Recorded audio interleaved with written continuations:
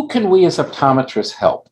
I've got a list here. First of all, variable performance. If you have an athlete that's out there that sometimes they're like, wow, flashes of brilliance, but other times they're not doing very well, that's absolutely a person that we can help, because I think of taking these lower performances, raising them up, and helping more and more of their performances be solid and good. Somebody who performs worse under stress.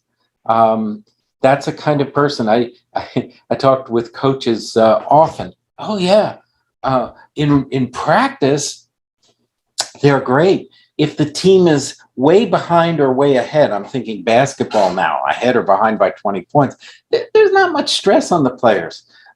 And they perform great, but it's a close game. It's coming to the end of the game, and they can't, they're just not performing.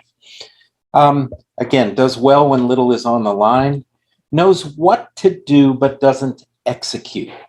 I remember very early on in my career, I was working with Towson University and their basketball team, and was working with a young basketball player. He was just amazing. He could jump from a standstill, and his feet would go more than a meter above the ground, right at about a meter. And it's like he's got what they call hops, and he was already over 2 meters tall. And but on the court, as things were happening, he was mentally trying to figure out, well, I could do this and I could do this. And he was almost like too smart.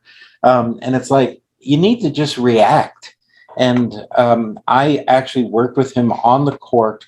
We set up specific drills so that he could learn to simply, it's like the Nike swoosh thing. Just do it. Don't think about it. Don't make a decision. Execute what you need to do.